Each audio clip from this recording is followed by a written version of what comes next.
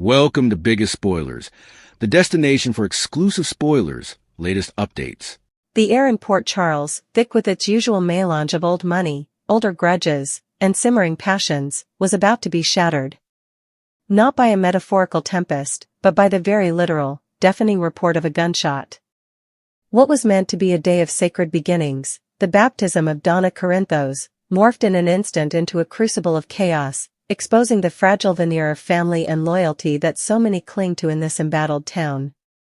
The events that unfolded were a tragic tapestry woven from a single, catastrophic accident, a mother's ferocious love, and the cold, looming shadow of vengeful promises.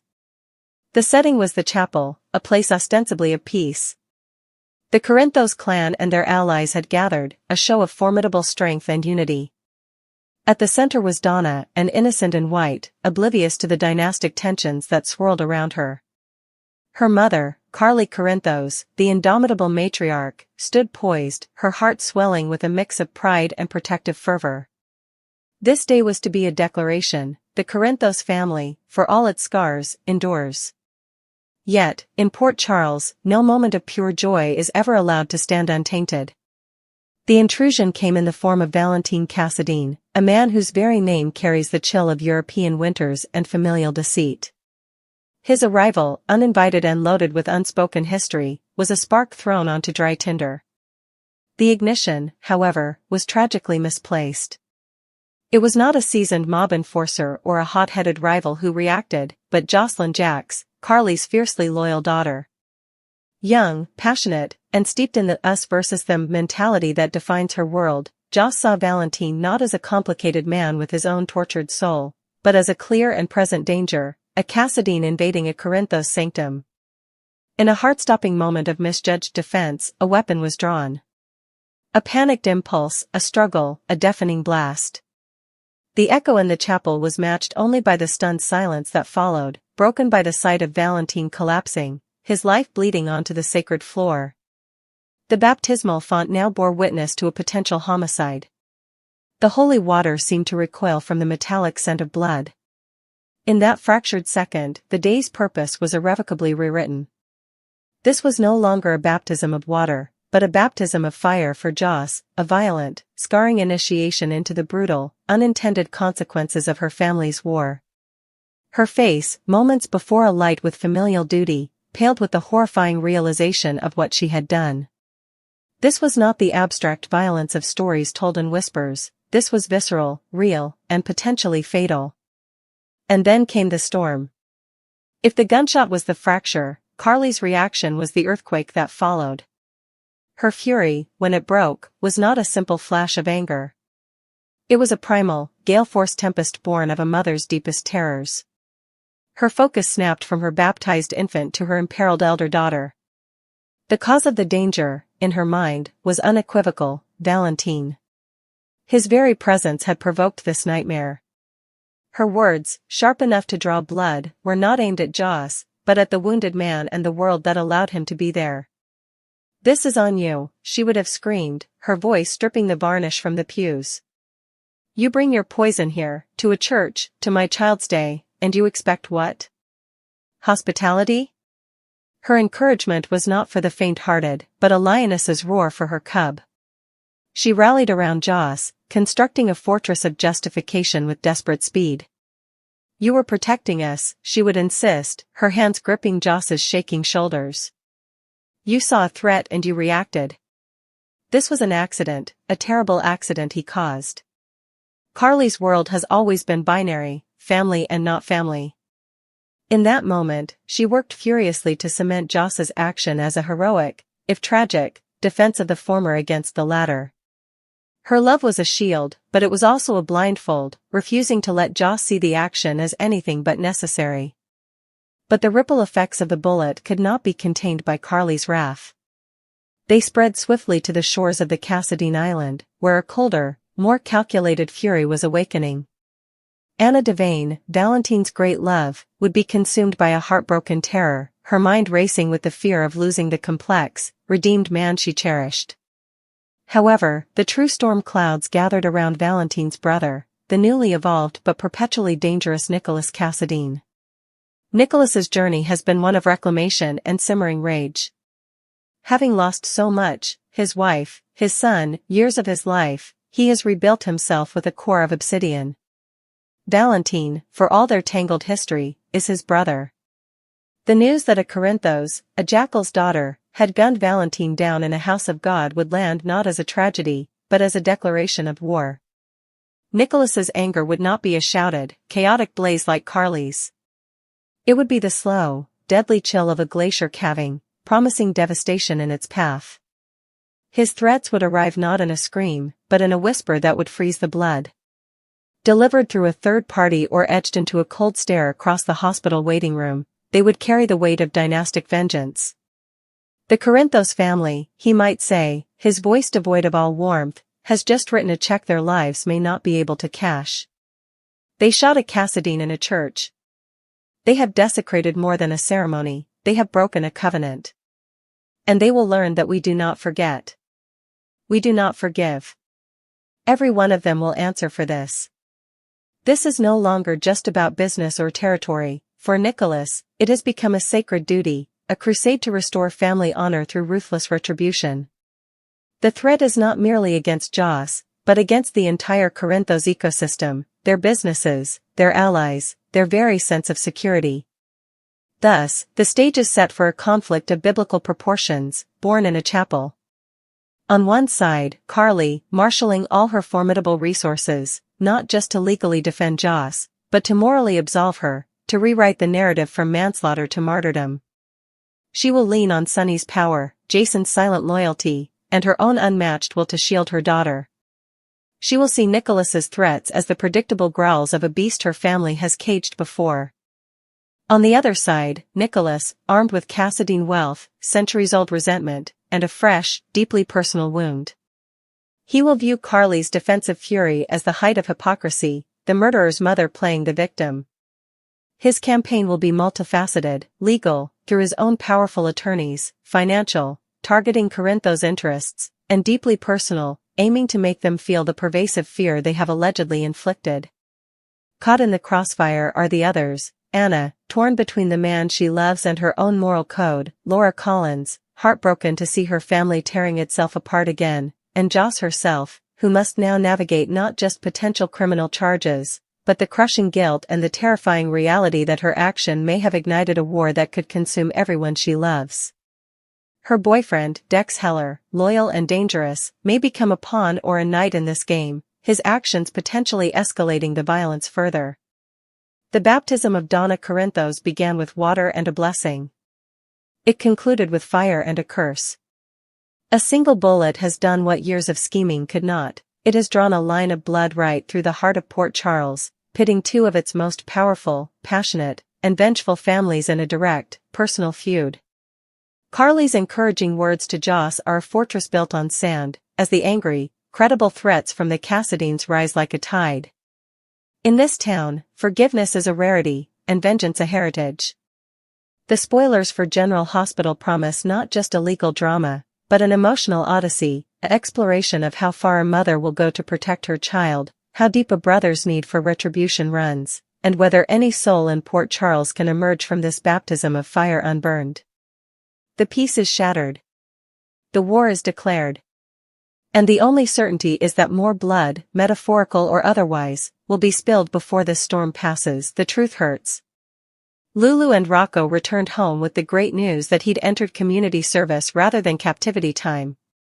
And while Rocco hugged Charlotte, he strengthened when Dante embraced him, not ready to forgive his father until his father forgave Gio. When a sullen Rocco retreated to his room, Dante left for the station, not wanting to be the reason the teen drilled himself upstairs for the rest of the night. Giving Rocco time to cool off, Lulu checked in on how Charlotte was doing, and her son reiterated that she felt like an internee with all the redundant attention that's been concentrated on her. Lulu replied that they were each just concerned Valentin was going to show up, and Charlotte snapped that her father would no way approach her that way.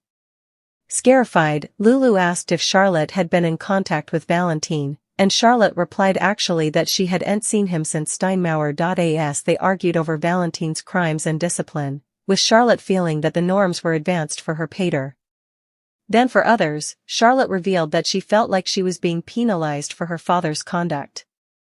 When Lulu promised that living under a microscope was temporary, Charlotte raved that it would only end. Formerly her pater was captured and returned to captivity. They also had a heart-to-heart about how important Charlotte loved and appreciated her mama, and how Lulu only wanted to help her son but didn't know how. Lulu was devastated when Charlotte commended that when she allowed of home, she allowed of her father. Although repentant for hurting her mama's passions, Charlotte explained that she had further recollections from her life with her father, and that was neither parent's fault. Glad that her son was honest about her passions, Lulu hoped that eventually Charlotte would suppose of home as being with her well. After Charlotte went upstairs to bed, Lulu broke down in gashes. Meanwhile, in his room, Rocco transferred Britt a textbook to let her know that he'd been doomed to community service. Got to start nearly. At his office at the PCPD, Dante was told by an officer that his son was there to see him. Awaiting Rocco, Dante was stunned when Gio entered, rather wanting to find a way to ease the pressure between them for Rocco's sake. Each man conceded they'd made miscalculations, and Dante asked Gio to concede that his relations with Rocco had contributed to the teen's problems over the last several months. Dante added that their relationship demanded time to be repaired, that is, if Gio indeed wanted to fix it, and Gio stated that he'd no way wanted Rocco to take a stage against Dante because of him. Demanding to set boundaries, Dante informed Gio that he'd have to be present when the sisters visited. When Gio took offense at Dante playing sitter, Dante expressed that he was trying to compromise. He next suggested that Gio join the family at Lulu's house to put up the Christmas tree, and Gio allowed. That was a good place to start. I suppose if we keep reminding ourselves that we're doing this for Rocco, it could work, he allowed. A favor for a favor. Across city at the WSB field office, Jack demanded Nina's help in chancing Valentin, awaiting her to bait her ex-husband out of hiding so he could be taken into guardianship. Still, Nina wasn't keen on doing Jack any favors until he made good on the bone he owed her for persuading Lulu to let Charlotte visit Valentin at Steinmauer. Cashing in that chip, Nina told Jack to get relief of the execution substantiation against Willow, but Jack tossed back that substantiation tampering could shoot him to captivity if discovered, and that surpassed him repaying her for running hindrance with Lulu. Nina agreed to let Jack know incontinently if she heard from her ex-husband as long as he scratched her back first, but that wasn't good enough. No, however, I'm hysterical. I'm going to need a great deal more than that, he teased, if I'm going to make the move that keeps an alleged shooter of a sitting Solon out of captivity. Wanting to know the exact moment that Valentin reached out to Charlotte, Jack instructed Nina to take advantage of the distance between the teen and Lulu by being the person Charlotte commended in. When Nina refused to exploit her former stepdaughter, Jack dismissed her.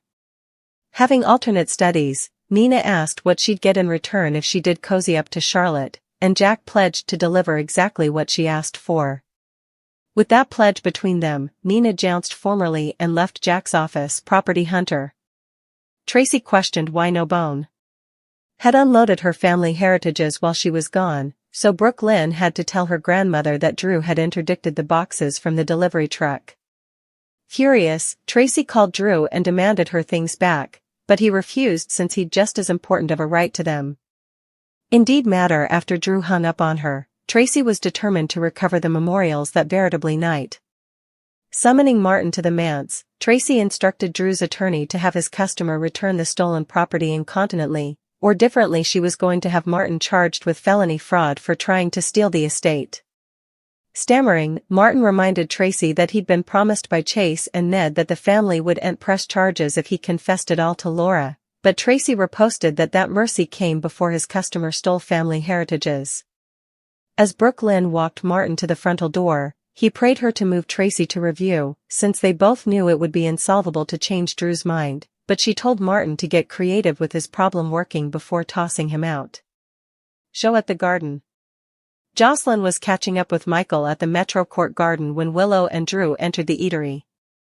Josslyn wanted to throw her power around as Carly's son to have them demurred out, but Michael felt that making a scene would be playing into Drew's hands. Meanwhile, Willow felt people were gaping at her and wanted to move outside, but Drew claimed they not be bullied. Unfit to eat with Michael and Josslyn glaring at her from across the eatery, Willow picked at her food and groaned about what Michael's family was telling Wiley and Amelia about her. Replying that Michael and Joss were just trying to throw her off her game, Drew decided they should defy the holier-than-thou siblings. Ambling over to Josslyn and Michael's table with Willow at his side, Drew suggested they put their pressures away to partake space at the eatery. He was shortly taken suddenly when Michael brought up Willow's covert attempt to see the kiddies through Chase, but covered up that he'd been ignorant. Willow remained quiet as a trim Drew claimed that he saw no problem with his woman visiting the family home where she'd formerly lived. When Michael participated his intention to have Brooklyn and Chase submit affidavits that Willow broke the guardianship arrangement, Drew reposted that Michael might not be in a position to submit anything at each by the time the visit hail rolled around, after Drew attended his woman. Back to their table, Josslyn reflected on how crooked it was that Willow had stood quietly and let Drew speak for her. Expressing his concern that Willow's conduct proved she still hadn't learned anything, Michael bothered that if Willow was condemned, he'd have to partake his kiddies with her and Drew. Joss questioned if Michael and Willow would have stayed together had Drew not slimed his way in between them, but Michael felt that he no way really knew Willow, and they wouldn't have lasted anyway. Back at their table, Willow apologized for not telling Drew that she'd gone to the manse to see the kiddies and criticized Brooklyn for shutting the whole thing down. Assuring his woman that she didn't have to apologize, Drew prompted her to tell him when effects like that happened, so he could cover her. Shortly later, Drew stepped out to take a phone call from Martin, who advised him to return Tracy's effects before she went public about the family squabble. Again refusing, Drew reiterated that the heritages were just as important his as they were Tracy's. And since Martin was formerly at the Q manse, there was commodity Drew wanted him to do. On her way out of the eatery, Joss approached Drew and Willow's table and informed her former family-in-law that she was no innocent victim and had no bone to condemn for herself for whatever consequences came her way during her trial for tried murder. Seeing how worried Willow was after Josslyn's philippic, Drew comforted his woman that they'd prove her innocence and she'd recapture guardianship once she was vindicated. "That's all I'm living for," she stated sorely. Dark murk. After regale with Josslyn, Michael returned home and ran into Tracy in the kitchen. As Tracy complained how nothing had called her while Ned was fighting for his life, a figure watched them from outside the kitchen door. Tracy also revealed that she was glad to be home, but she'd have stayed in Europe if it meant she didn't have to swear at Willow's trial. As the person over here, Michael streamlined Tracy about the new substantiation that was uncovered just when it appeared that the charges against Willow were going to be dropped. When Michael added that he wasn't looking forward to attesting, Tracy questioned if that was because he didn't want to shoot the mama of his children to captivity or if he was upset about perjuring himself on the stage since she'd seen him situated in front of the house just before she set up Drew lying on the bottom with 2 pellet holes in his reverse.